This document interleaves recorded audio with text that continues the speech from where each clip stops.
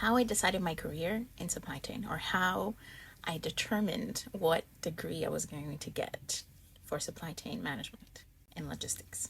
So I was in a point in my life that I just started off this fresh new job that I had zero experience in. And if you want to look at that, how I got started in supply chain, you can go back to that video.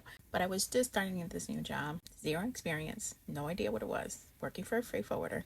And I got the hang of things pretty quickly, and I was able to figure out what the whole deal of this was like in logistics and bringing in product. We work with imports, sending out exports, working with US Customs, Food and Drug, government agencies, the ports, the terminals, the truckers, the transportation, the warehouses, the inventory, the product.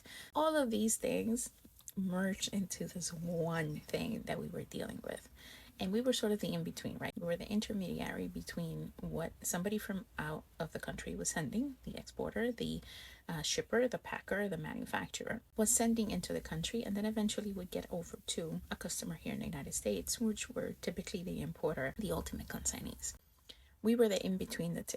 We were make sure that this whole process was smooth, and we were able to get everything in with the documentation that was required with the government agencies here in the United States, the whole deal. I found that very interesting.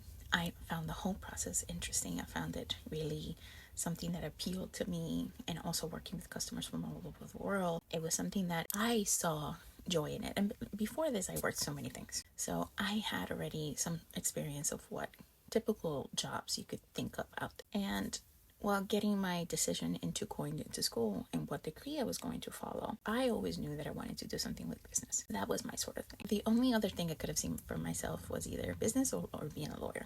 And a lawyer it is an expensive career, let's be honest. And I was paying for my own schooling. I was thinking of what was going to give me the most benefit and the most options, and I decided at that point that that's what I was going to follow for my undergrad. Now, I was doing my undergrad at a time that it wasn't as popular of a term to say supply chain management, and now there's plenty of degrees that we have out there that are focused on supply chain management business and supply chain management. And I don't want to age myself, but back in my day, that was not the case. I remember going into the programs that I was able to, one, afford, two, I still needed to work to be able to go to school. And I needed to find a way to something that was flexible enough for me to continue to work, and something that was also allowing me to go to school full time so that I can get my degree. The program that I saw that was for international business. So it was an undergrad, a Bachelor of Science, an undergrad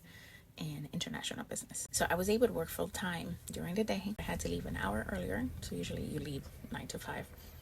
I had to leave at 4 to be able to make it to the campus on time to take the first classes. I started off at 6. I was willing to come in earlier, sometimes not even take a lunch break, and work up until the time that I had to leave, and then leave for school in the evenings and go and take full courses. I was doing full-time courses at the same time that I was working during the day. And if anybody has done that and they could attest to it, it's not easy.